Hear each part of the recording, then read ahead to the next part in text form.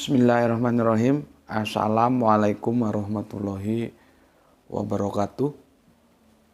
Asyhadu an la ilaha illallah, asyhadu anna Muhammadar Rasulullah.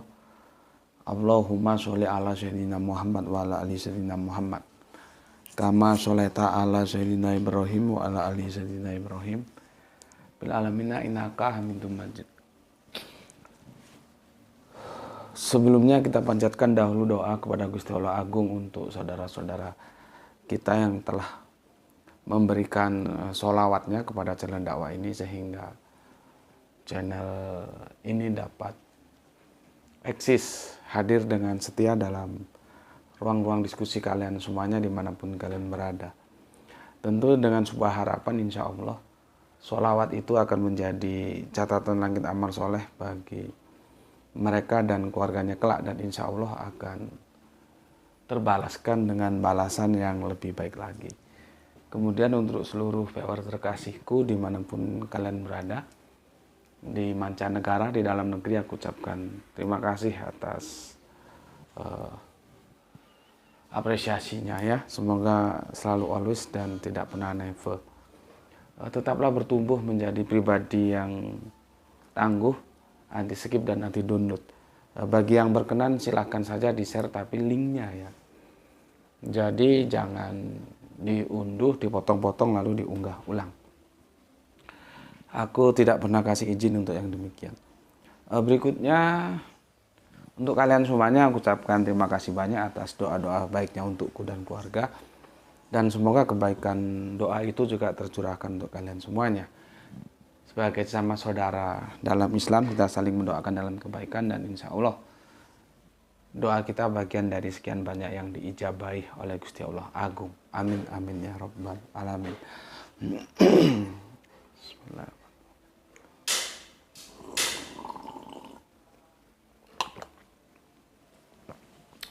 Habis kopinya, biar bikin lagi. Oke, kita lanjutkan tajuk kajian kita. Insya Allah ya. Semoga ini bisa menjadi penutup ya. Masalah subiha. Dekonstruksi terjemahan sudah. Sekarang ini dia yang diserupakan dalam penyaliban Yesus ya. Ini dia yang diserupakan dalam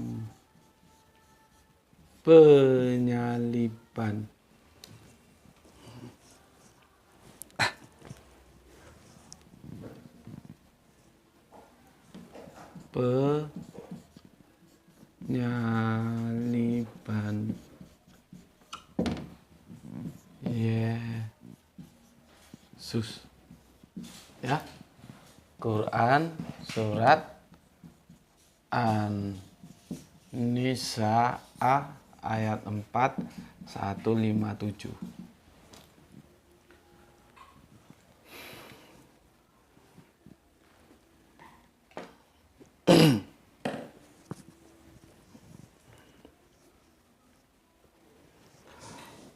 Kemarin sudah aku jelaskan tentang domir ya. Tentang domir telah aku jelaskan kepada kalian semuanya. Jadi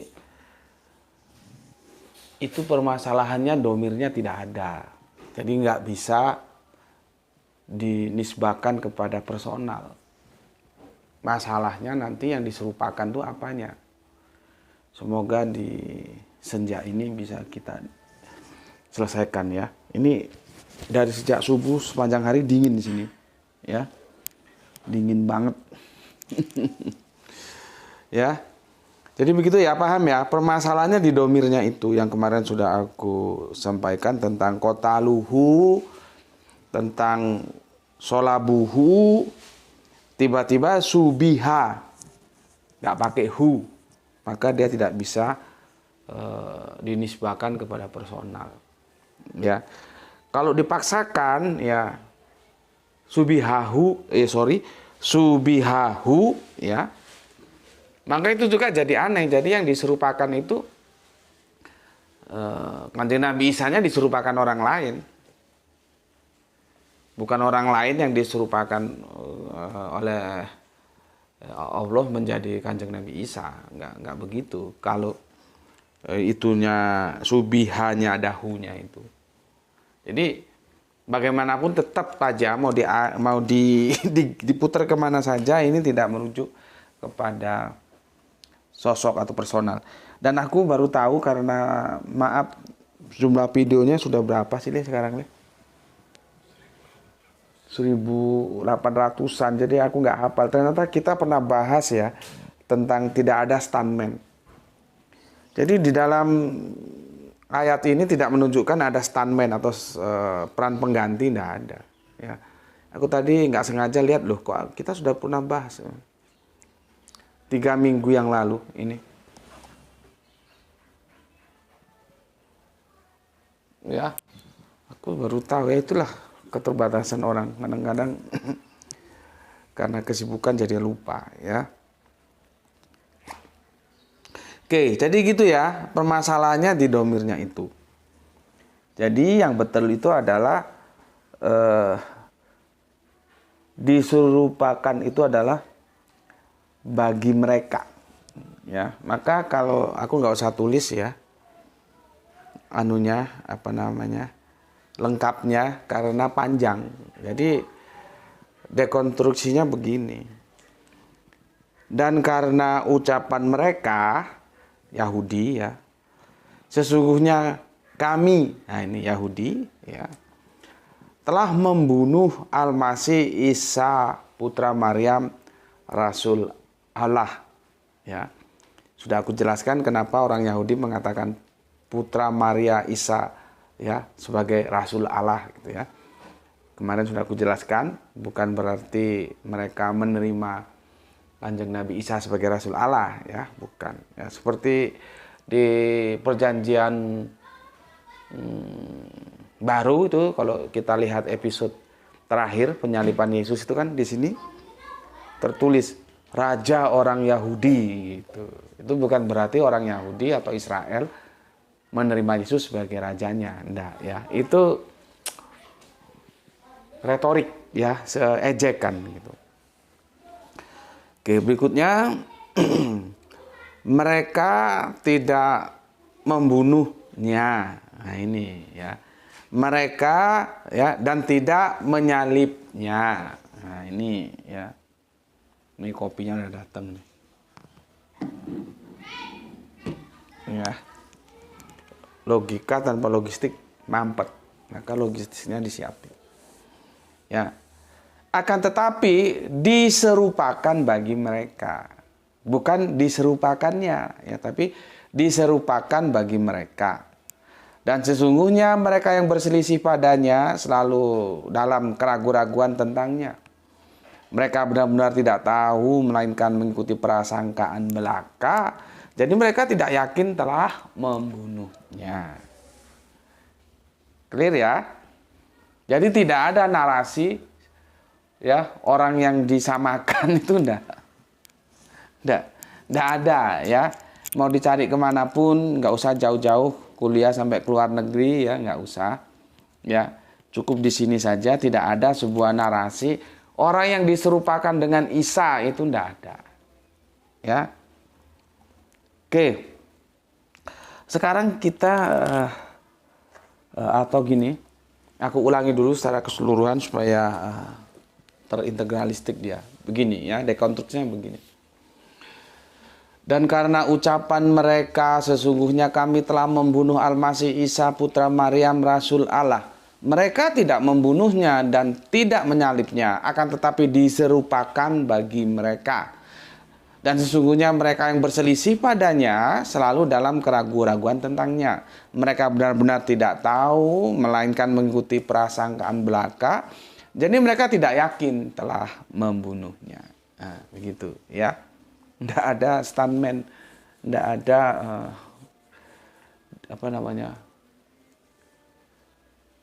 ganti-mengganti peran gitu, tidak ada. Ya, oke lah. Jadi sekarang yang jadi masalah, lalu apanya yang diserupakan, gitu ya? Kita akan coba cari jawabnya, ya. Apanya ini yang diserupakan, kan begitu. Sebelum ke sana, aku jawab dulu komen yang masuk dari kalian sebagai bentuk penghormatanku, apresiasiku untuk kalian semuanya. Kemarin tuh seri 2 ya, sekarang seri 3 kita. Ya, masuk seri 3. Oke. Pertama untuk soleha kita Gispati. Yes, number one. Tidak ada sosok atau personal yang diserupakan. Tapi yang diserupakan adalah peristiwa penyaliban. Mantap. Tolong diluruskan kalau salah Isra semuanya. Enggak perlu diluruskan. Kalau sudah lurus, diluruskan tambah enggak lurus gitu ya. Jadi ini enggak perlu diluruskan karena sudah lurus. Kita meluruskan yang enggak lurus. Kalau sudah lurus diluruskan, jadinya enggak lurus dia. Gitu ya. Oke, terima kasih untuk soleha kita Gispati yang ada di Palu. Kemudian ngapunten, ini maaf, ini Mbak atau Mas ya, Yulian Mudis, hurufnya gandeng ya. Assalamualaikum, waalaikumsalam warahmatullahi wabarakatuh. Gus Putih, oke. Balikpapan izin nyimak kajian Gus, monggo. Subhanallah kajiannya Gus, hingga sedetil itu pemahaman jenengan Gus. Terkadang ayat yang dibaca lewat begitu saja tanpa memperhatikan hal-hal detail seperti ini, baik saat membaca terjemahan Al-Quran maupun Biblos. Untuk orang yang mengaku kurang fasih dalam menulis dan membaca Arabian, Aroban, bagaimana jenengan sanggup mencermati hal-hal yang justru tekstual kebahasaan seperti ini, Gus? Ya, seperti aku bilang kemarin, aku kan punya 3, aku Al-Quran punya banyak berbagai versi itu ya. Ditambah lagi terima kasih dari teman Ahmadiyah ngasih juga. Kemarin yang aku tunjukkan berapa tuh yang terjemahan perkata? 2, aku punya 3 tapi belum sempat ngambil ya. Tuh, coba ambil tuh, paling bawah tumpuan sini tuh, kamu hidupkan lampunya supaya terang dikit. Yang segini tuh ya, segini. Sana, iya, lampunya iya di ujung sana. Itu terjemahan perkata. Kemarin kan 2. Kalau bisa kamu tunjukkan 3-3-nya ke sini ya bagus, kalau enggak ya yang 2 kan sudah tinggal yang 1 aja. Jadi ya itu Mas. Makanya kemarin kan ada yang tanya ketika ada tamu dari Mojokerto itu, saya ingin tahu bacaan Gus Putih itu apa gitu. Terus dijawab guyon sama GNR itu bacaannya kulhu gitu. Jadi ya ikro Mas ya, baca, kita baca, referensinya banyak. Baru kemudian, ini kan aku sudah bilang, aku punya berapa ya, yang sudah almarhum 2 guru Al-Quranku. Yang sekarang masih sugeng dan semoga sehat selalu itu 2 lagi. Ada Gus Hendi, ada Cak Mat atau Ustadz Ahmad, itu banyak mengajari aku tentang bagaimana memahami teks-teks Quran itu. Jadi aku belajar dari sana, belajar dari sini, terus aku simpulkan, oh begini, gitu. Ya. Dan aku bilang seperti kemarin, ya, di sana di bawah itu, ngapain kamu tarik di bawah di lantai tahu, di lantai. Ya itu kamu tunduk terus di lantai sayang, di lantai, ditumpukan sampingnya Sudah sini biar Bapak yang ambil. Sini sayang, sini. Bapak marah nanti kalau disuruh nggak cekatan, Bapak marah justru. Ya. Di sebelah sananya. Udah ke sini kamu. Tempatnya sempit masalahnya. Ya.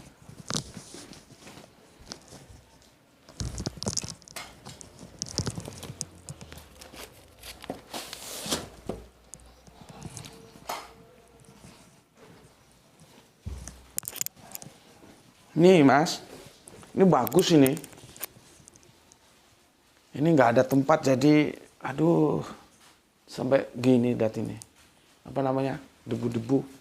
Kadang-kadang kalau ada tamu bingung mau ditaruh di mana tamunya. Makanya kadang-kadang nggak semua tamu aku terima. Kalau mau datang kita ketemu di kafe aja. Ini Mas, ini yang beliin ini Ibu Ana ya. Yang kemarin mau menjanjikan aku membelikan rumah, ternyata takdir qadarullah berkata lain, kena serangan jantung meninggal. Ini beliaunya yang beliin. Ya, semoga Allah merahmati tidur panjangnya. Ini lengkap Mas. Ini lengkap ini. Ada hadisnya juga. Ya, yang 2 kemarin bisa kamu cari tuh, itu tuh tumpuan atas itu sama Al-Qur'annya. Jadi semakin banyak referensi kita bisa tahu. Nah itu. Aku punya belum lagi yang langsung kata. Nih ya. Nih.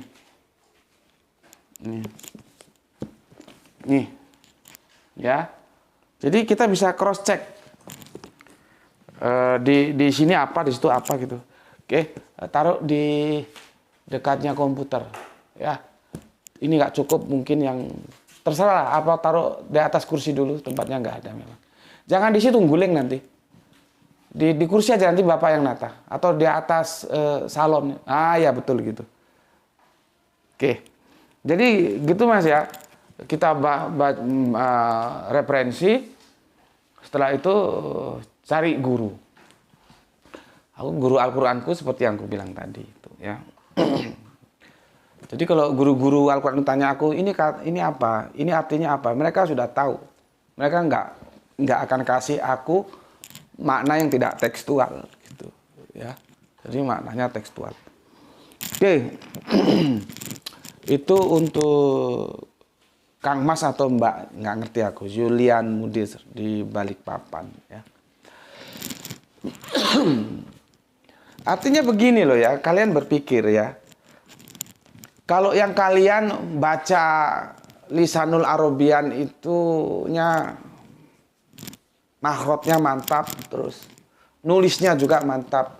Seharusnya kan harus lebih pintar dari aku gitu loh. Orang aku sih bukan, sekali lagi bukan tidak bisa, tapi sangat apa ya? Sangat jauh lah, maka just for myself, hanya untuk diri saya sendiri gitu. Baca, ya sebetulnya ya bisa, nulis ya bisa, cuman ya just for myself lah gitu ya. Nah kalau kalian yang secara makhrajnya bagus nulisnya, seharusnya kan ya lebih pintar dari aku toh. Gitu. Makanya orang-orang yang sudah tahu aku, jadi gimana nih ya. Imam masjid di tempatku itu bacaannya bagus, tapi kalau sudah ngobrol sama aku tentang Al-Qur'an dia bukan apa sih, ada rasa hormat gitu. Boleh jadi dalam hal membaca karena dia imam masjid dan dia memang dipilih jadi imam masjid karena bacaannya bagus, ya, makhrajnya bagus, lagomnya bagus, ya. Tapi dalam memahami ini gimana dia enggak tahu. Gitu ya. Ya. Dan sekarang dia sudah S2-nya sudah selesai, dokter atau gimana gitu. Ya. Oke, itu Mas ya. Terus izin bertanya Gus, apa signifikansi dari pemahaman yang masih sesuai dengan terjemahan pada umumnya versi mainstream dibandingkan pemahaman yang Gus Betik sampaikan dalam video ini? Matur nuwun Gus, salam Isra. Salam Isra untukmu saudaraku yang ada di baliknya papan. Ya beda dong Mas. Contohnya begini ya. Solawat bagi aku dan bagi santri-santri yang sudah paham, sudah ngaji itu bukan ucapan, tapi tindakan. Kalau ucapan dia menjadi doa, menjadi mantra, gitu ya. Dibaca sekian kali ya. Allahumma sholli ala sayyidina Muhammad, Allahumma sholli ala sayyidina Muhammad, Allahumma sholli ala sayyidina Muhammad, Allahumma sholli ala sayyidina Muhammad, gitu.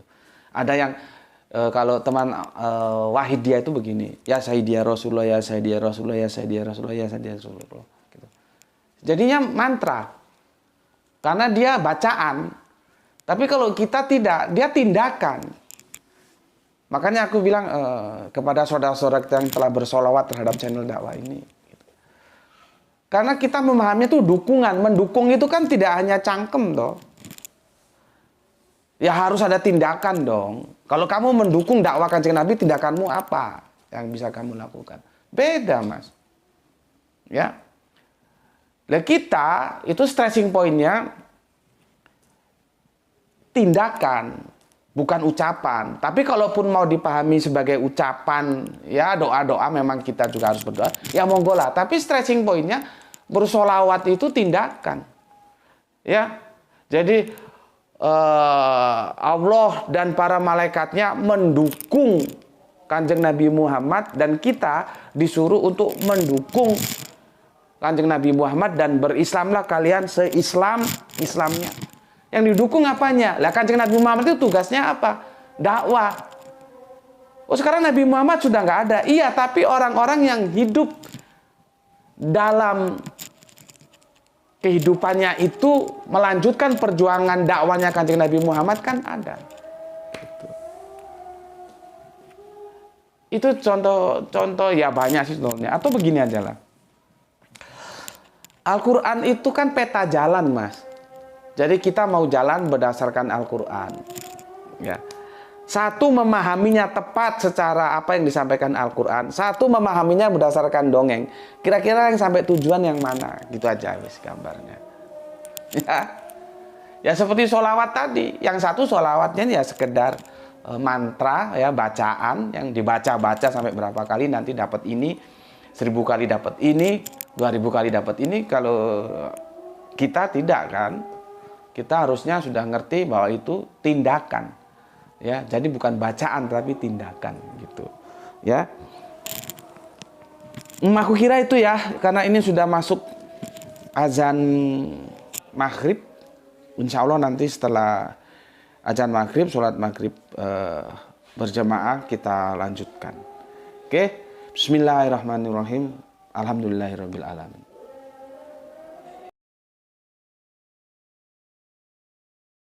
Bismillahirrahmanirrahim.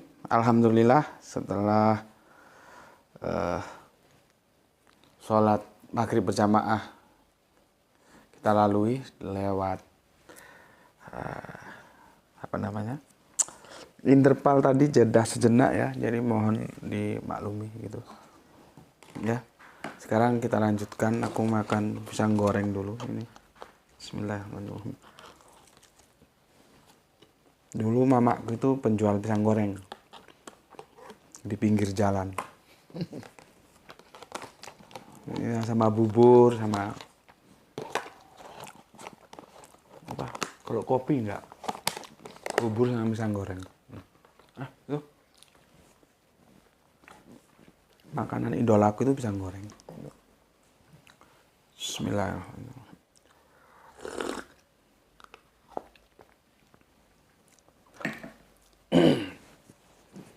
Tadi sampai memberikan tanggapan sama Kang Mas atau Mbak Yulian Mudis ini ya.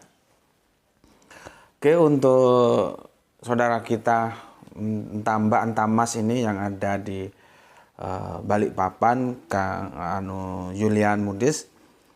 Salam dari aku, salam Isra untuk semuanya saudaraku yang ada di Balikpapan. Ya. Mas, aku pernah punya kenangan itu, Mas. Di masjid apa itu? Kalau kita keluar bandara, terus beloknya ke kanan. Itu kan ada masjid. Masjidnya sederhana tapi bagus, anginnya sepoi-sepoi itu. Ada yang bilang masjidnya Pertamina, apa benar gitu. Waktu itu aku mau ada undangan untuk isi kajian di Samarinda. Jadi nunggu di sana. Nunggu panitia jemput gitu ya. Ba'da duhur gitu, tiba-tiba aku nggak tahu ceritanya ada yang masuk dan kami duduk bareng. Pada waktu itu aku masih pakai giwang, giwang 2. Kalau gondrong ya memang gondrong. Ternyata mau ada pensahadatan gitu. Itu ba'da duhur, aku ingat masih duhur, panas tapi sepoi-sepoi anginnya. Masjid apa namanya tuh? Orang bilang masjid Pertamina apa masjid apa? Seperti agak ke bawah tapi sepoi-sepoi anginnya. Nah, oleh pengurus setempat, oleh takmirnya itu yang dipanggil aku gitu. Dikirain aku yang mau bersahadat gitu. Aku bilang, oh tidak Pak ini. Mungkin teman ini gitu. Ada di samping kami duduk bareng gitu. Ya itulah yang aku bilang. Dari segi casing aku itu tidak laku dijual, tidak acceptable gitu. Bayangkan orang mau ngisi kajian justru dikira mau bersahadat itu gimana? Ya tapi ya tidak salah takmirnya ya, karena kan dia lihat luarnya gondrong, pakai jin, pakai gini jaket, terus giwang lagi, kalung lagi. Oke, salam Isra untuk Kang Mas atau Mbak Julian Mundis yang ada di baliknya papan ya, Samarinda. Matur nuwun sami-sami ya, salam Isra untuk semuanya. Sekarang siapa ini? Nah, ini jagoan kita ini, Gedang Godok. Banyak orang pandangannya tidak berdasar pada teks asli Al-Quran, tapi pada pengajaran dari ulama-ulama dahulu secara turun-temurun yang sudah terkontaminasi dogma yang belum tentu benar. Ini adalah bentuk kudeta dan pengkhianatan terhadap kitab suci yang seharusnya dijunjung sebagai otoritas tertinggi. Al-Quran tidak boleh berhenti dieksplorasi selama dunia masih berputar. Salam Isra, Islam rasional, omah ngaji, ojo gelo, pojok wetan, kuto batu. Mantap untuk Kang Mas Gedang Godok ya. Jadi begitu, seperti yang disampaikan oleh Kang Mas Gedang Godok. Itu yang membuat aku prihatin. Meskipun banyak bertumbuh rumah Quran, pondok, itu secara kuantitas sih oke, makin bertambah, tapi secara kualitas nggak bertumbuh. Karena apa? Ini tadi ya, diwariskan secara turun temurun hal-hal yang belum tentu benar, sudah terkontaminasi dogma lagi.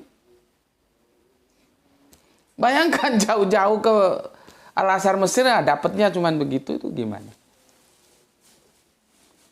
Itu yang aku maksud kemarin yang menjadi prihatinku. Kapan Islam itu bisa kiamah kalau begini caranya?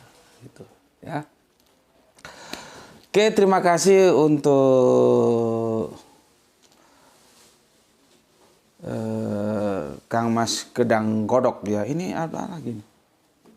Oh, ada komentarnya juga nih. Dan menariknya yang dijadikan tafsir oleh para ulama terdahulu tersebut asalnya dari pengaruh Injil-Injil apokrifa. Entah itu diantaranya Injil Basilides atau Injil Barnabas. Padahal Al-Quran sudah merupakan otoritas tertinggi, bahkan Al-Quran adalah batu ujian bagi tiap-tiap terdahulu. Bukankah demikian? Perlu diingat bahwa Injil apokrifa adalah Injil yang tidak masuk ke kanon, tetapi bukan berarti bahwa Injil tersebut adalah Injil palsu. Itu komentar dari Oskis yang dari Diskis Galek kis ya, Trenggalek. Oke, terima kasih Orkis, matur nuwun. Kemudian Kang Hermana turnuhun, assalamualaikum warahmatullahi wabarakatuh. Waalaikumsalam. Salam Isra buat semuanya. Selamat menikmati kajian. Oke. Kita lanjutkan. Kang Mas Nurkolis, assalamualaikum. Waalaikumsalam. Brebes hadir ngaji, salam sehat selalu dan salam Islam rasional guru. Oke, salam Islam rasional juga untuk Kang Mas Nurkolis, juga untuk semua saudaraku yang ada di Brebes. Matur nuwun. Bah, hadong halak Batak do ison heber si hombing. Ido, marga si hombing do, ahai dokon. Yesus itu sungguh Allah dan sungguh manusia.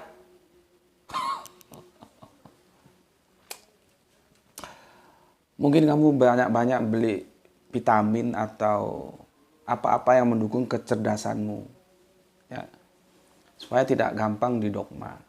Saranku gitu aja. Banyak-banyak makan vitamin supaya otak itu cerdas, ya, sehingga bisa memilah dan memilih gitu, ya. Itu videonya sudah jadi 2 atau 3 tahun yang lalu itu tentang 100% manusia, 100% Allah itu, ya. Itu kamu cari sampai kepalamu berputar, itu nggak akan ketemu, nggak ada Injil, baik itu Matius, Markus, Lukas mengatakan bahwa Allah itu atau Yesus itu sungguh Allah dan sungguh manusia, itu nggak ada. Jadi kamu itu dicekoki oleh dogmanya si Apolliniaris, gitu ya. Jadi aku tidak perlu baca keseluruhan, di atasnya sudah aku tahu. Gitu. Untuk apa juga aku baca keseluruhan? Orang di atasnya aku sudah tahu. Terjadi apa ya? Logika yang sudah terkontaminasi dogma. Nggak ada. Kamu cari di Alkitab ini nggak ada. Masalahnya kamu mau berkristen berdasarkan Alkitab atau berdasarkan pendapat orang, itu aja. Kalau pendapat orang rugi kamu, ya. Dang boy do songoni ate. Dang boy songoni. Nggak boleh begitu. Kamu manusia merdeka kok, kamu hidup sekali kok, keberagamaanmu kamu sandarkan kepada pemikiran Apolliniaris. Itu karena tuntutan keadaan pada saat itu. Setelah 235 Masehi, Yesus menjadi Allah, ya, lewat konsili itu, ya, antara Athanasius dan Arius bertarung, kemudian Konstantin nggak mau ambil risiko, diadakanlah konsili dan hasilnya seperti itu. Akhirnya Dui Tunggal, Roh Kudus nanti masih lama, Roh Kudus itu nanti masih perlu konsili Kalkedon. Dalam perjalanan waktu publik kan bertanya, jadi kalau begitu Yesus itu siapa? Maka untuk membungkam itulah Apolliniaris turun memberikan dogmanya 100% Allah, 100% manusia. Dan Yesus sendiri tidak pernah berkata begitu. Alkitab pun tidak pernah berkata begitu. Masalahnya kalian, khususnya si Hombing ini, lebih percaya Alkitab apa lebih percaya sama Apolliniaris? Gitu aja. Ya, jangan lupa pesan dari aku, sering-sering konsumsi vitamin, ya, karena logika tanpa logistik mampet. Ate, ibu todo ate lai siombing ibu todo aha udokon tuhamuna, ya, banyak belajar, banyak baca Alkitab, jauhi dogma, ya, supaya kamu mendapatkan perspektif yang benar tentang siapa Yesus. Oke, mau lite godang tuh hamune sudah teh. Terima kasih banyak untukmu. Berikutnya Kang Cipto Purbaling, ya, 3 jempol, 3 hati dan 3 salam. Matur numbah nuwun, salam Isra untukmu, saudaraku yang ada di Grogot. Oke. Kemudian dari MS Ricky Balboa. Apa ini? Peristiwa Kanjeng Nabi Isa itu peristiwa sejarah. Jadi sejarah itu harus jujur dan kronologis. Menafsirkan subiha lahum sebagai orang yang diserupakan bagi mereka, ya, sangat menyalahi sunatullah dan enggak kronologis. Karena, ya, seakan-akan Allah menukar orang lain untuk menggantikan Kanjeng Nabi. Karena Allah adalah maha adil, rasanya tidak mungkin Allah mengorbankan orang lain dengan menukar posisi. Karena hukum Allah adalah maha adil sampai ke pengadilan akhir. Sehat-sehat selalu, Cak Baru. Oke, jelas ya. Apa ya mungkin ada orang nggak tahu apa-apa, lu gantikan itu, lu muka lu gue serupakan sama Kanjeng Nabi Isa supaya lu yang digasak. Gitu loh. Kan ya enggak mungkin. Ngerti? Itu yang di stressing point oleh Kang Mas Ricky Balboa ya. Tapi kalau dia bilang peristiwa Kanjeng Nabi Isa itu peristiwa sejarah, maksudku peristiwa yang mana dulu gitu loh. Nggak bisa di semuanya sejarah. Harus di breakdown.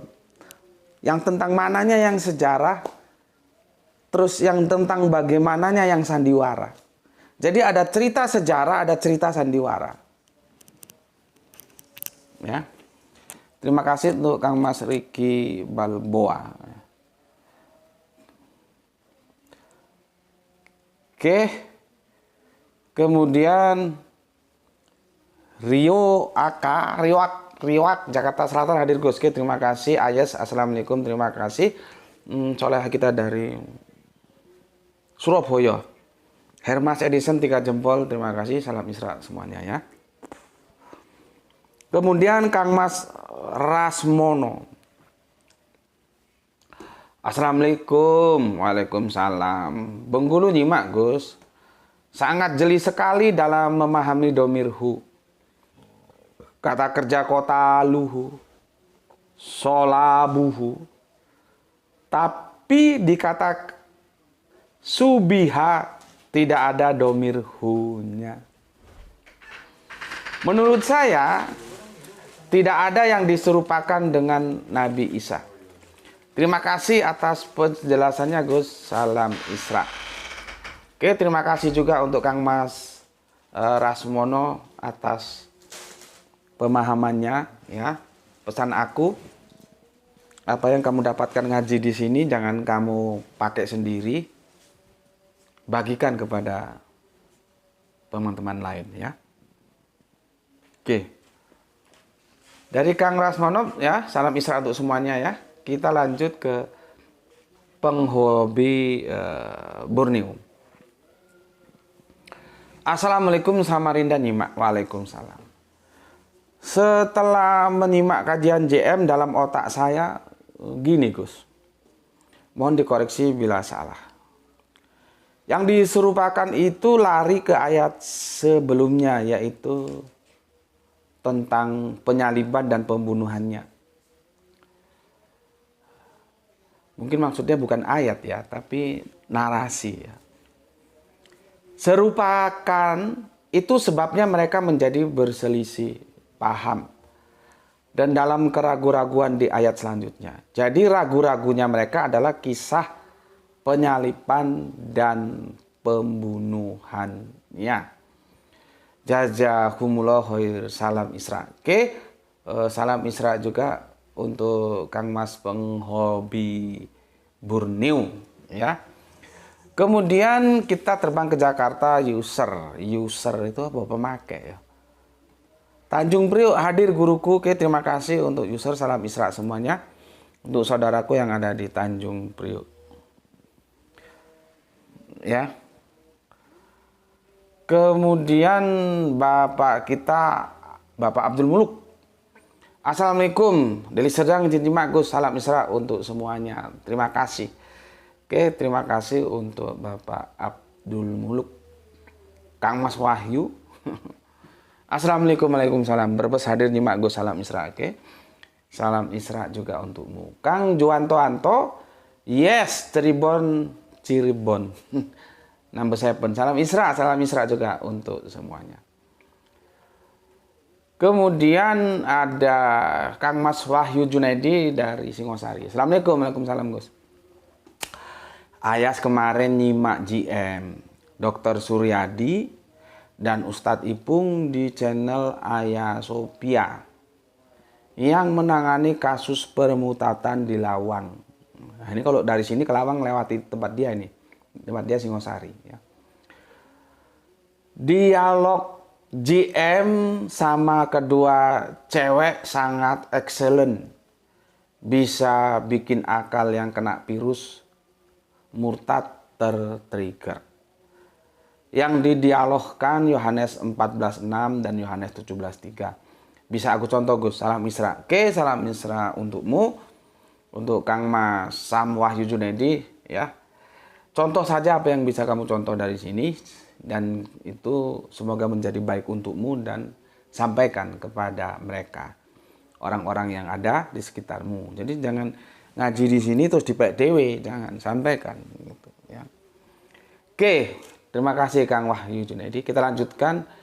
Orang asing nih Mak Gus, mantep. Oke, monggo silakan. Salam Isra untukmu. Ini ada, nggak ngerti aku, namanya juga nama Inggris dan komentarnya juga Inggris. Fubonga, nggak ngerti aku ya, nggak iso ngomong Inggris. Dari Soberin, apa ini? Yesus Raja Gus. Oke, terima kasih. Kemudian Kang Rasminasmat. Bismillahirrahmanirrahim. Makassar hadir Tuan Guru. Salam Isra dan dicocokologilah Yudas Iskariot. Yang digosipin mirip lah, sukarela lah, bahkan sosok penjahat lah yang menggantikannya. Gimana kalau Yesus seperti Jackie Chan, nggak mau peran pengganti? Parah. Iya, seperti yang kemarin, nggak ada stuntman, nggak ada peran pengganti. Ya. Oke, kita lanjutkan. Kang Irfan Al-Akbar masih menanti sebuah jawaban dari Kerinci Jambi. Monggo silakan, dan insya Allah malam ini akan kita tuntaskan jawabnya. Kemudian Kang Septin 69 hadir. Ya susah, kiamat selalu semangat buat neraka ya. Kita lanjutkan Kang Mas Oskis ini, apa nih? Dari Trenggalek ini ya. Mohon izin menjawab Gus. Yang diserupakan bagi mereka di An-Nisa ayat 157 adalah pernyataan bahwa orang Yahudi seakan-akan telah membunuh Yesus. Karena klaim mereka adalah kami telah membunuh Al-Masih Isa putra Maryam Rasul Allah. Padahal kenyataannya Yesus tidak pernah dibunuh, apalagi disalibkan oleh mereka. Karena kebencian Yahudi terhadap Yesus inilah sehingga mereka membuat klaim tersebut. Jadi klaim ya, diklaim. Klaim itu benar ya, belum tentu. Bahwa menurut ucapan mereka telah membunuh seorang yang menurut pandangan mereka adalah Al-Masih palsu, yang juga berstatus anak zina sekaligus rasul palsu.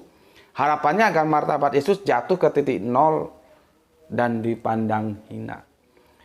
Inilah mengapa di An-Nisa ayat 158 Allah mengangkat, memuliakan kembali Rafa'a itu ya, Rafa'a derajat Yesus, karena sejatinya Yesus memang seorang anak yang diurapi Al-Masih. Yesus bukan anak zina, sekaligus seorang utusan Allah. Mantap. Terima kasih untuk Oskis yang ada di Galek ya. Matur nuwun. Ibrahim Hajar, Kang Ibrahim matur nuwun hadir nggih, monggo.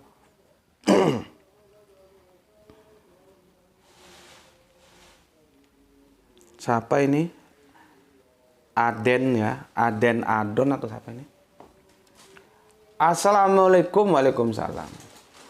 Semua pendapat adalah sebuah lompatan dengan berbagai dalil dan pendapat. Dengan demikian saya hormati meski ada perbedaan. Lalu jika ada makian, hinaan, menyumpahi dengan kata-kata goblok pada pihak lain, lalu bedanya di mana? Dan itu adalah Anda, Gus. Gue itu sudah sering kali ya, kalau ada yang baru ngaji di sini, mesti gue ingetin, tolong ikuti dulu kajiannya, pahami dulu karakter narasumbernya, banyak bersilaturahmi dengan senior-seniornya gitu. Nggak salah kan, sering gue. Cuman kan ya nggak setiap nama baru itu gue ngerti kan. Tapi kalau yang pas gue ngerti mesti gue pesen begitu gitu. Termasuk si Aden ini ya. Karena apa? Goblok dalam persepsi dia itu apakah sama goblok dalam persepsiku? Itu kan perlu diselesaikan dulu. Apakah benar aku mewujudkan itu dalam sebuah aktualisasi hinaan, menyumpahi, ya? Coba. Kan itu masalahnya. Apakah goblok dalam persepsiku sama dengan goblok dalam persepsi dia? Yang lebih parah lagi, belum-belum dia sudah menstempel, menyimpulkan atas kesimpulan dia yang goblok, dan itu ditimpahkan ke aku. Maka dia ngomong, dan itu adalah Anda, Gus. Iya, goblok. Aku sering ngomong goblok. Masalahnya, kamu ngerti nggak? Goblok dalam persepsimu dan persepsiku sama atau tidak? Kalau kamu kan mempersepsi seperti yang kamu persepsi, hinaan, menyumpah, dan langsung kamu stempelkan ke, dan itu adalah Anda, Gus. Gitu.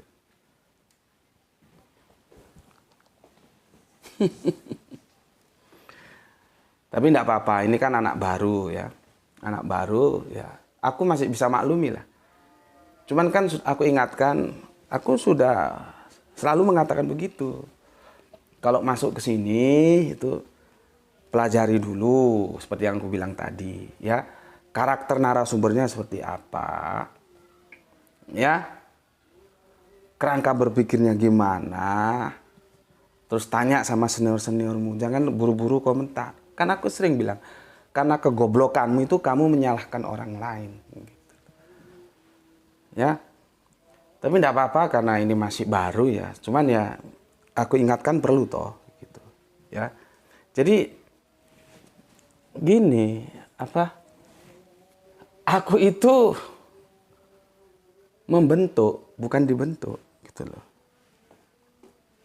Ya. Jadi apapun yang itu mau membentuk aku, jelas tidak bisa. Jelas aku tok. Karena aku ini sesuatu, katakanlah, pribadi yang sudah jadi, yang dia dia sudah menemukan wujudnya. Kalau orang Jawa bilang itu apa ya? Ciri wanci ginowo mati. Sudah begini, udah nggak bisa mau diapa-apain, nggak bisa. Ya. Jadi kalau aku kasih saran sih ya gini aja. Kamu ngaji di sini nyaman. Kalau nyaman lanjutkan, kalau nggak nyaman cari tempat lain. Kan enak gitu. Ya. Kan banyak juga kajian-kajian di tempat lain gitu. Ya. Yang kamu merasa nyaman, yang menurutmu itu perfect, sempurna gitu. Ya siapa tahu kamu dapat guru ngaji yang sempurna gitu ya. Oke. Ini siapa? Edi Margono. Dan Rasulullah diutus untuk menyempurnakan akhlak manusia. Akhlak terhadap Tuhannya dan juga akhlak terhadap sesama manusia.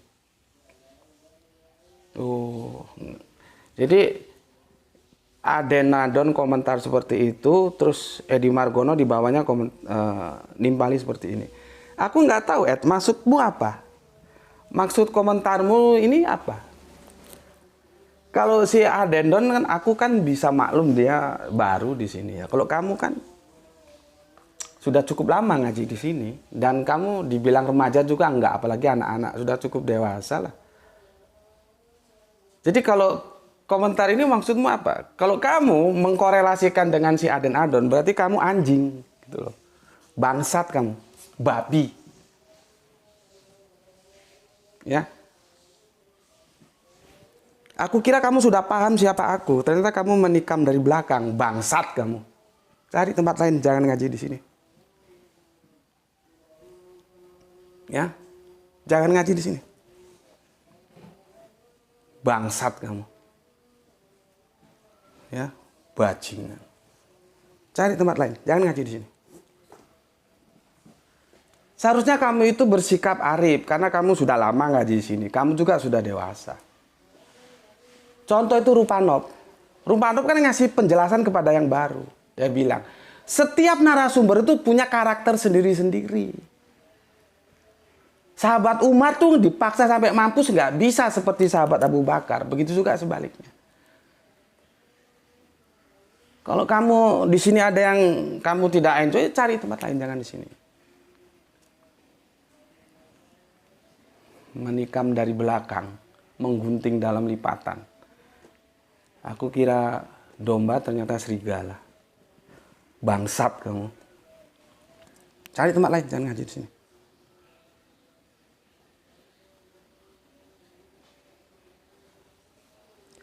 Gurem and Rukem, sebetulnya aku sudah selesai ya, nggak mau nanggapi yang begitu-begitu ya.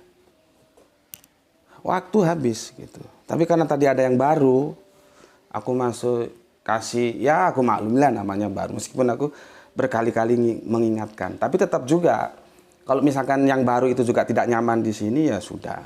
Ngaji tempat lain, nggak ada masalah. Gitu. Jangan di sini gitu. Gurem and Rukem ya, number one, oke, terima kasih. Ya. Kemudian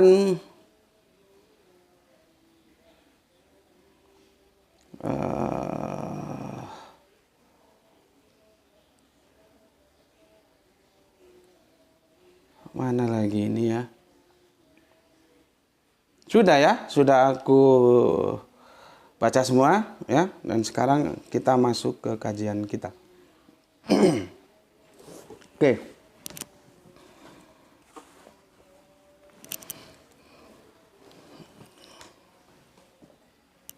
Bismillahirrahmanirrahim. Jadi begini, Subihah ya diserupakan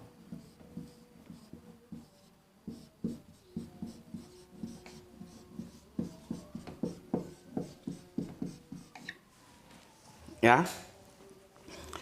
Oke lah, kita breakdown jadi dua ya. Nih. Yang publik ya. Yang publik pahami itu ada personal yang diserupakan, personal. Ya. Tapi ini juga tidak ada dalam teks. Ini penafsiran. Tidak ada. Personal. Dan aku sudah sanggah karena domir hu-nya nggak ada.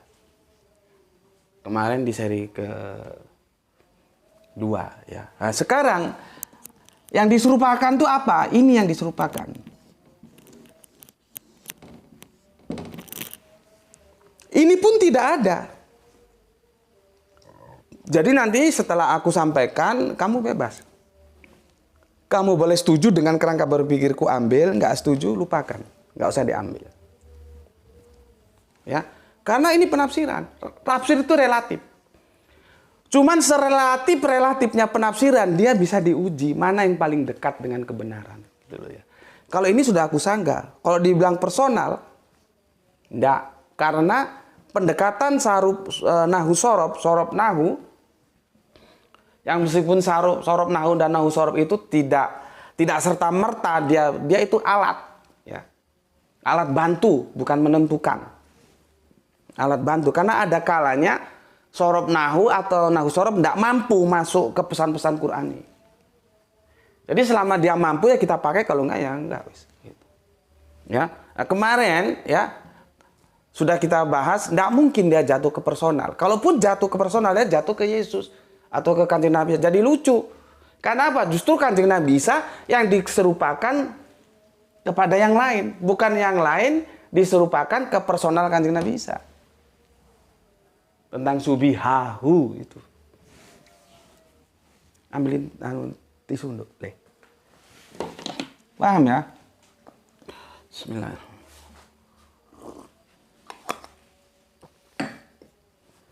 Ya, nah ini nggak ada ini, ya. Dalam tekstualnya nggak ada penafsiran. Ini juga nanti yang aku bilang nggak ada, jadi sama-sama nggak ada. Jadi fair, aku harus fair mengatakannya. Nah ini penafsiranku. Nanti kamu setuju, ambil enggak, silahkan. Yang jelas kalau ini sudah aku sanggah, makanya aku coret. Bukan personal. Jadi apa yang ditafsirkannya ya oleh Gus Beti tentang yang diserupakan itu adalah peristiwanya.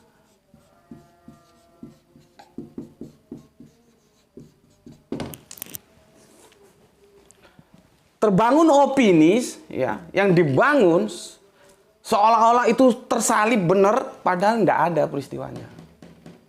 Jadi peristiwanya itu ya diserupakan dengan penyalipan seolah-olah ada padahal itu hanya sekedar berita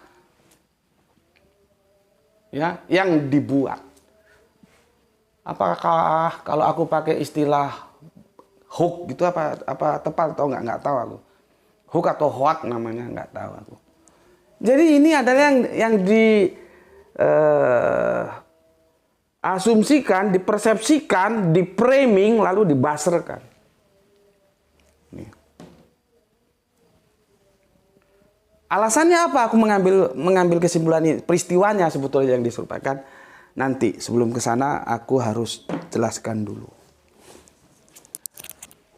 Khususnya untuk teman-temanku, saudaraku Kristen, aku perlu jelaskan di sini ya, karena ini fundamental di dalam kekristenan tentang penyalipan itu. Ya, mereka sepertinya ya semua menerima dogma dari soteriologi salib yang itu dibangun oleh Paulus. Ya, tentang dosa waris. Kan sampai-sampai tertulis, kalau Yesus tidak dibangkitkan, maka sia-sialah keimananmu. Kan sampai dinyatakan begitu. Jadi ini sakral. Ya. Dan semua kekristenan menerima ini. Kalau ada yang tidak menerima, tolong konfirmasi ke aku. Sejauh aku berteman dengan teman-temanku Kristen menerima konsep dosa waris. Kecuali secara personal ada dokter yang dari Leiden itu nggak nerima dia. Jadi dosa waris itu sesuatu yang ditancapkan oleh Paulus.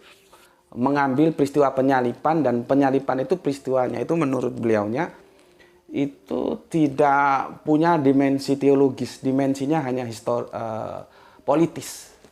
Gitu. Itu personal, tapi kalau secara kelompok, misalkan ada dominasi dari kekristenan apa gitu, yang tidak menerima konsep dosa waris, aku belum tahu. Ya, setahuku nggak ada, semua menerima. Buku yang Yesus disalib kemarin mana?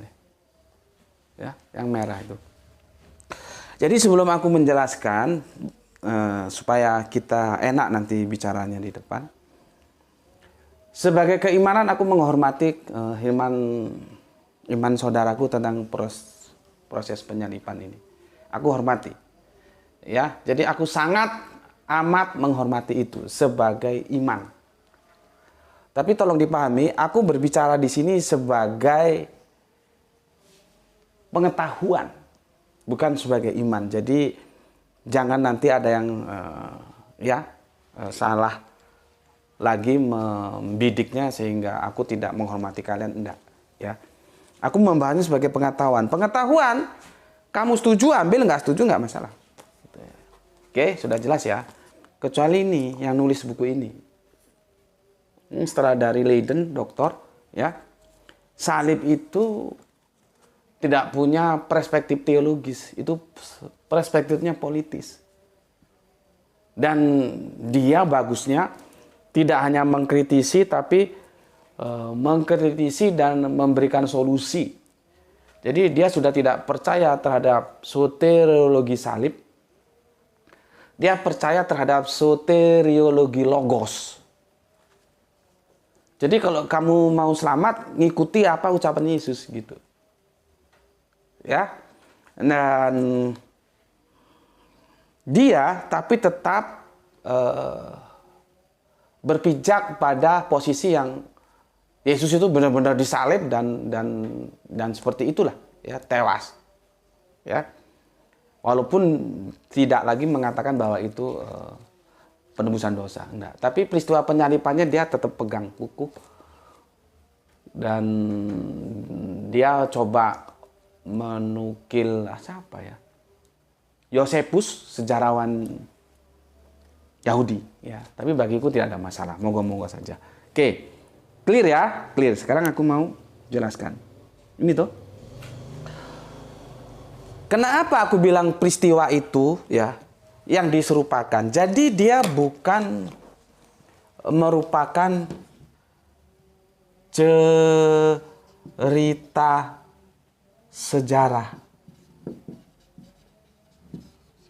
tapi cerita sandiwara.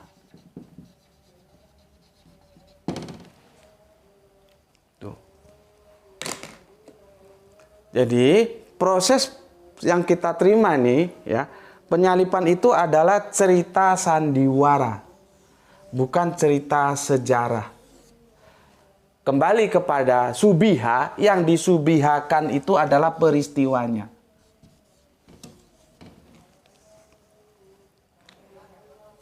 Ini memang nggak bisa diketemukan. Karena Injil mengatakan disalibkan, Al-Quran mengatakan tidak. Nggak bisa diketemukan ini. Kalau yang nulis buku tadi itu mempertemukannya begini. Dia tidak spektakuler atau kalau aku kan langsung tak benturkan begini. Kalau dia mengatakan begini supaya tidak ada hati yang terluka gitu ya bahasanya. Maka yang satu memahaminya dari sudut sastra gitu ya. Karya sastra, yang satunya dari sudut sejarah gitu. Jadi kalau menurutku sih itu langkah kompromi aja. Tapi sebetulnya dia mestinya punya nganu lah ya.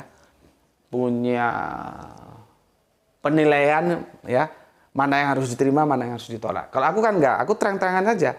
Memang enggak bisa dirukunkan, enggak bisa.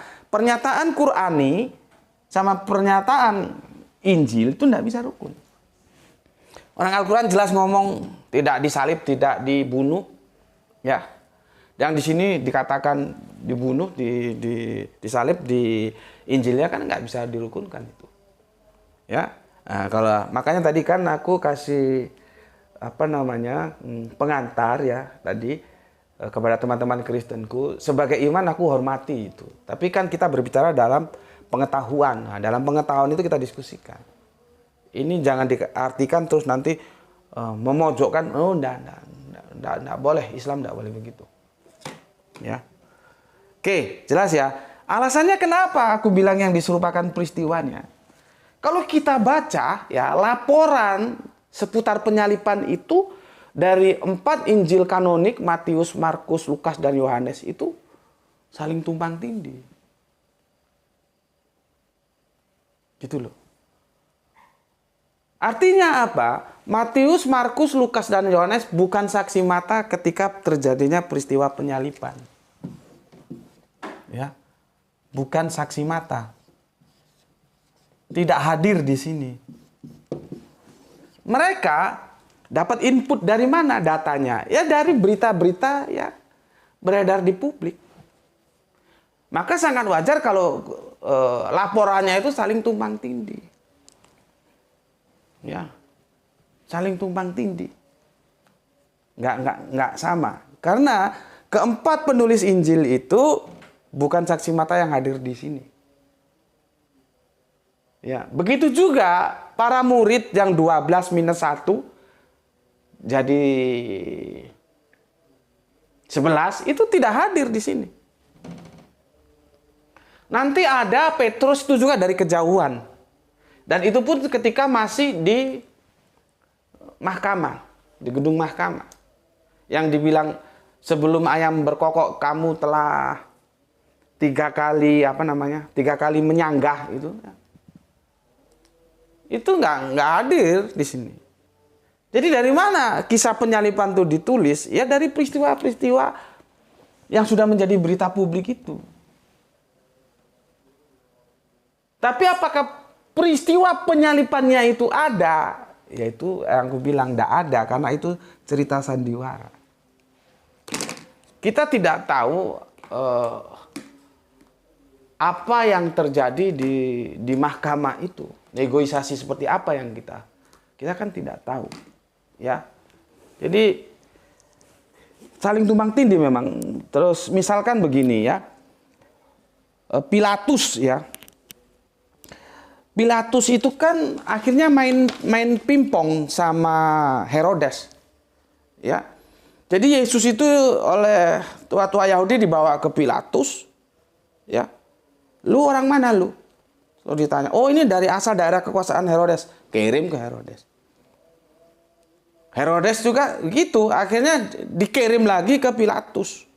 Jadi dipimpong si apa namanya, Yesus itu. Ya, dan akhirnya Pilatus dan Herodes yang bermusuhan menjadi teman atau gimana gitu ya. Dan itu adanya laporannya hanya di Lukas. Di Matius nggak ada, di Markus nggak ada, di Yohanes juga nggak ada. Nanti tentang apa? Kayapas dan siapa itu? Hana atau siapa itu? Menantu dan mertua itu adanya di Thomas. Pertamanya yang muncul Kayapas, berikutnya ketambahan lagi personal Hanas, ya. Oke, terus tentang ucapan terakhir Yesus itu apa? Itu nggak kompak semua. Ada yang Eli Eli lama sabachthani, ada yang sudah selesai. Itu nggak sama ucapannya. Kan nggak mungkin orang sudah selesai mati itu bisa ngomong lagi kan? Eli Eli lama sabachthani kan? Nggak mungkin. Ucapan terakhir Yesus itu nggak sama. Kemudian ada, kalau di Matius Markus itu ada Getsemani, episode Getsemani itu ada. Jadi mencari tempat aman tuh ke Getsemani. Ada yang bilang Getsemani, aku Getsemani ya. Ya. Itu di Matius dan di Markus. Di Lukas Yohanes tidak ada itu. Ya. Terus apa lagi ini? Simon dari Kirene yang memikul salib itu. Itu tidak semua ada dalam catatan Injil. Ya. Ini yang aku ingat-ingat aja ya. Terus istri Pilatus itu sudah mengingatkan kepada Pilatus. Makanya terus sekarang kan ada istilah, oh dia cuci tangan. Itu Pilatus di Matius itu cuci tangan beneran. Ya, ini orang baik, ini orang nggak bersalah, kamu nggak usah ikut-ikut, kata istrinya. Terus dia cuci tangan. Iki karepmu wis, orang Yahudi kamu selesaikan sendiri. Makanya sekarang kan ada istilah kalau sebetulnya dia terlibat, tapi dia tidak mau terlibat sehingga dia tidak terseret hukum, maka itu namanya, wah kamu itu cuci tangan, gitu ya. Kemudian apa lagi nih?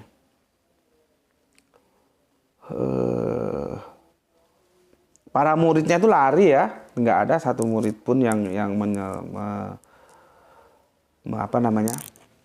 mendampinginya ketika disalib. Aku kira dari itulah ya, karena kalau kita baca secara pengamatan gitu ya, benar-benar dibaca, diresapi, itu ceritanya beda itu, ya. Kalau ini kan sekedar yang aku ingat-ingat aja ini. Tapi yang paling krusial, keempat penulis Injil itu tidak hadir di sini. Makanya kalau hadis kita kan ada dari ini gitu loh. Kalau kita kan nggak tahu dari Markus, lah Markus taunya dari mana orang dia nggak ada di sini di penyalipan, ya. Jadi kalau di hadis itu lebih mangkul dia, sanadnya ada dari ini. Kalau ini kita berhentinya ya sama Matius lah. Matius dari mana beritanya nggak tahu. Markus, Lukas, Yohanes juga begitu ya. Oke. Dengan adanya saling tumpang tindihnya cerita ya. Tadi yang ada zombie itu sudah aku kasih tahu ya. Jadi ada gempa bumi, makhluk-makhluk dari kubur bangun gitu. Itu hanya diingatku di Matius itu adanya.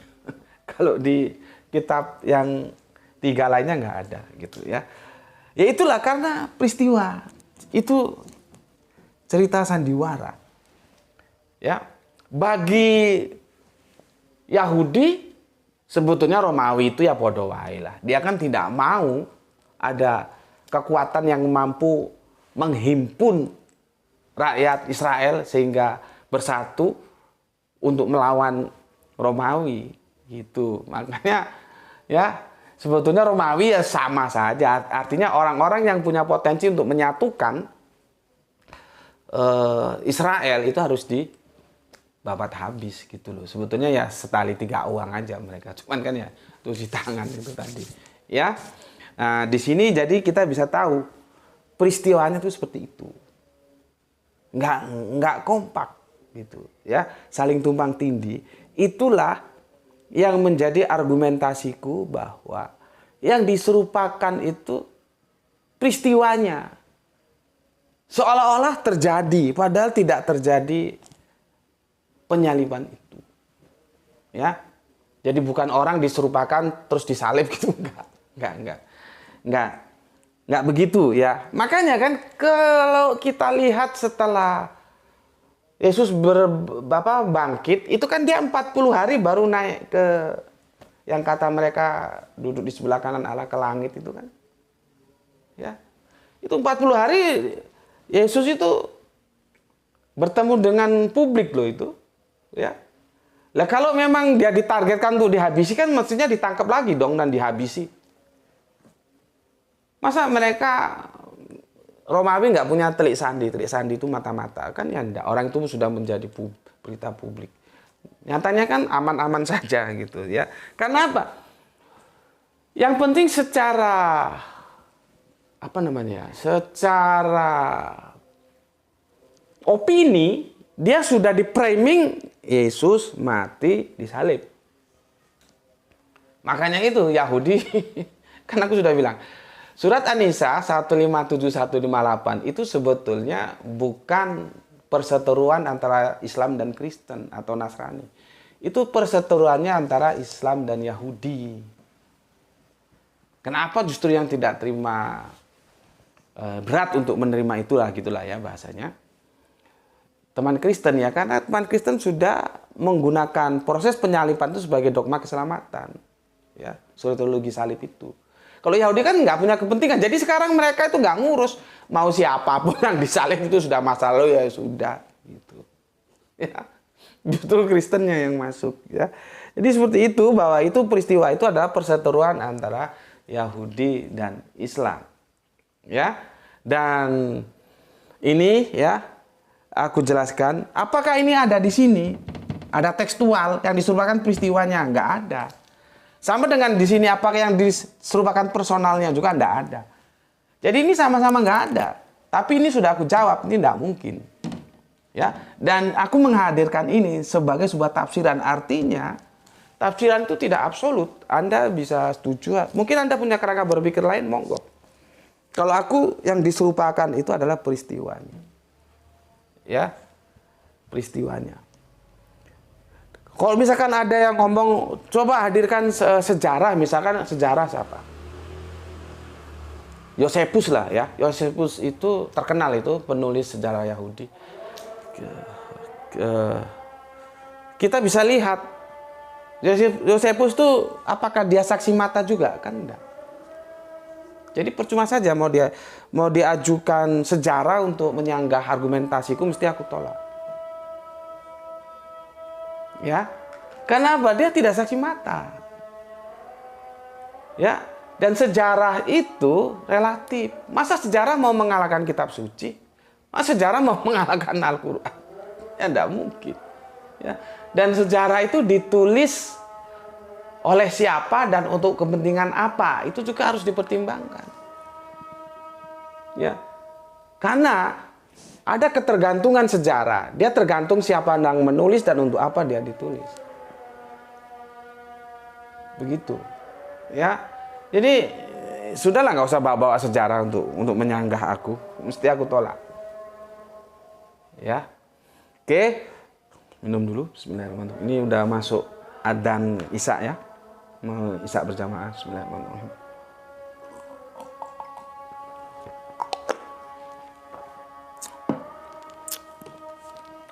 Oke, jadi sudah ini lo ya, tamat lo ya.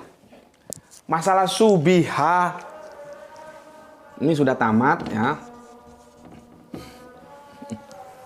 Jadi itu kesimpulanku yang diserupakan itu peristiwanya.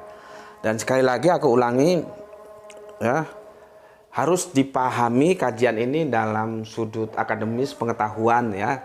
Kalau dalam level iman sudah aku jelaskan, jadi teman-teman Kristen semoga bisa memahami secara jelas. Aku tetap menghormati iman kalian, ya. Tapi kan kita tidak berbicara iman. Iman itu nggak bisa didiskusikan. Yang kita diskusikan pengetahuannya, ya. Oke, begitu juga teman-teman Islam yang kalian mungkin sudah baca tafsirnya siapa kek dan menolak tafsirku, ya nggak apa-apa, silahkan juga, ya. Jadi kita enjoy saja, gitu, ya. Sampai di sini dulu, ya. Pesan dari aku, jaga Allah, jaga kanjeng Nabi, jaga Al-Quran, jaga Islam, jaga sholatmu dalam bingkai keimananmu yang paling dalam. Tetapi tetap memberi hormat kepada saudara-saudara kita yang lain, karena mereka tetap saudara kita, ya. Kemudian semoga kita mendapatkan keberuntungan, ya, rezeki yang barokah dan kesehatan prima. Bismillahirrahmanirrahim. Salam Isra. Assalamualaikum warahmatullahi wabarakatuh. Alhamdulillahirabbil alamin. Matur nuwun.